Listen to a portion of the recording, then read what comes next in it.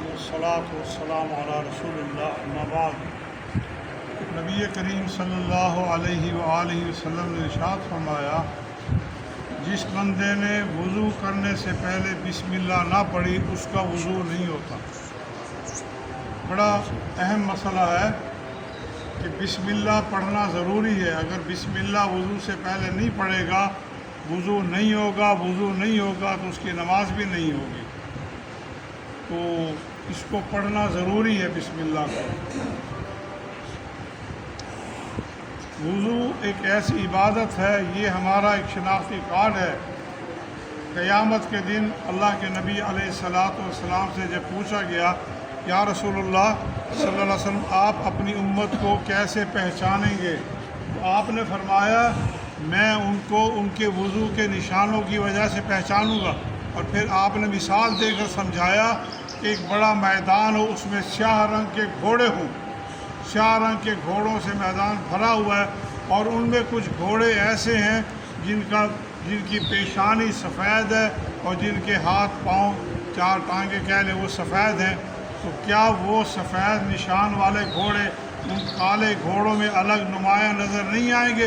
عرض کی کہ الگ نظر آئیں گے۔ آپ نے فرمایا ایسے ہی میری امت کے وہ لوگ جو دنیا میں نماز پڑھتے تھے، وضو سجاتے تھے، وضو کرتے تھے اللہ کی عبادت کے لیے، تو ان کے وضو کے جو اعضاء ہیں، یہ ہاتھ، بازو، پاؤں، منہ، یہ چمکدار اور سفید ہوں گے، جن کی وجہ سے میں پہچان لوں گا یہ میری امت کے لوگ ہیں۔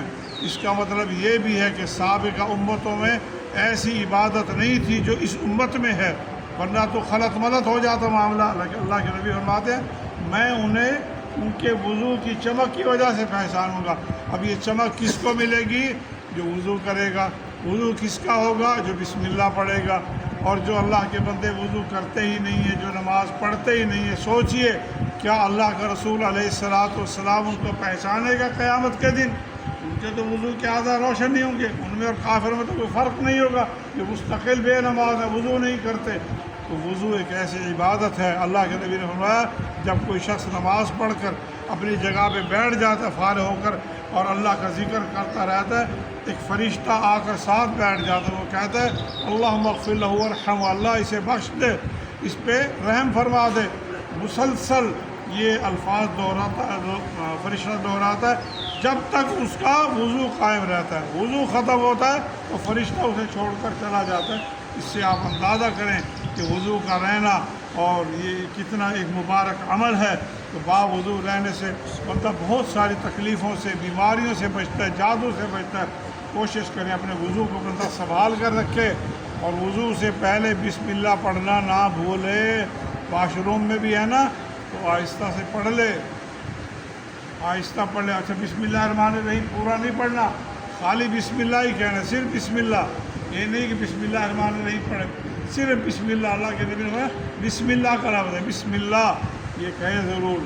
تو کوشش کرے بندہ اللہ تعالیٰ کی اس مبارک بہترین عبادت کو قائم کرنے کے لیے۔ ہماری نمازوں کی قبولیت کس کے ساتھ ہے؟ وضو کے ساتھ ہے، اور وضو کس کے ساتھ جڑا ہوا ہے؟ بسم اللہ کے ساتھ جڑا ہوا ہے۔ تو اس کا اہتمام کرنا چاہیے۔